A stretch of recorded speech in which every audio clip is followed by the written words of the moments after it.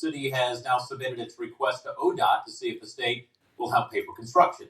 Spittler said the city estimates it's going to cost more than $4 million to build. There's a rendering of it. Oakwood is asking the state to pick up about 90% of that cost. It thinks it's going to be several months before it hears back from ODOT. After that, the city will look at what residents think, the cost, and decide whether to okay the project. The city would not start construction until at least 2028.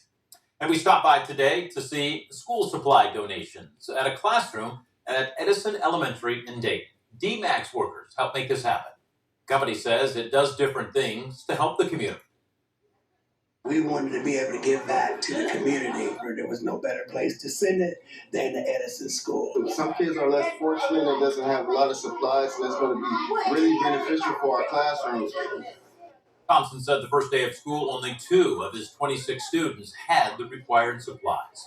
And new tonight, the Dayton Flyers announced their conference schedule. UD is going to open at Davidson in January, and this will be the first of 8 conference games in January for the Flyers. The team will have 7 games in February, 4 at home, 3 on the road. Dayton was 22-12 last season, finished second in the Atlantic 10 during the regular season, and second in the A10 tournament. And now your Storm Center 7 forecast with Chief Meteorologist Austin Chaney.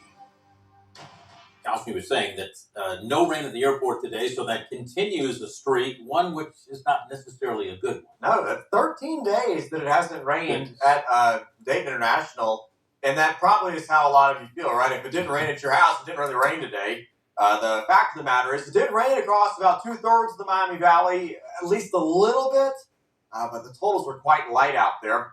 Here's the situation this evening. The cold front is moving in, but a lot of the shower and thunderstorm activity that was trying to get going along this front there in Indiana really fizzled out before we had a chance to experience it. There are some showers and thunderstorms that are still ever so slowly moving eastward through parts of Indiana. But the way the evening is played out, I don't have a good confidence that this actually makes it to southern parts of the Miami Valley. Luckily, though, if you want a little more rain, we do have another chance tomorrow, although those chances are going to be very isolated and very light. So what a lot of us are dealing with out there this evening, cloudy skies and pretty warm and muggy conditions. We're still at 75 degrees here in Dayton. Xenia checking in at 71, Greenville 72. And like we've talked about for the last few nights, those aren't super refreshing numbers either with that mugginess still up there. I want to show you tomorrow's forecast on SkyCast since Futurecast has kind of been overdoing our rain chances. We start out the day tomorrow morning, partly to mostly cloudy, temperatures in the middle 60s. We're going to see intervals of clouds and sun tomorrow. Now, when you end up under some of the thicker clouds during the afternoon hours tomorrow, that's when you may see a brief rain shower. It's not going to rain out your plants, it's not going to rain all day, but there's still about a 20% chance of rain tomorrow. Cooler, temperature only 74 degrees there at 2 o'clock, topping out there around 75 before we start our drop-off into tomorrow evening. Tomorrow, you're going to notice another change, too. As we get into the afternoon hours, we'll start to pick up that westerly to northwesterly breeze. It's not going to be overly strong, but that is what is bringing in the cooler air, and that cooler air is going to be with us for several days. We'll take you to your Friday forecast. Nice and cool in the morning, 62 degrees, first thing out the door. Friday should be a dry day for us, but some more of those pesky clouds still lingering around. High temperatures only in the low to mid-70s for your Friday afternoon. Should be nice weather, though, for those touchdown 7 football games on your Friday night. Temperatures slowly cooling through the 60s, and the sky should begin to clear out a bit, especially as we get late into the game.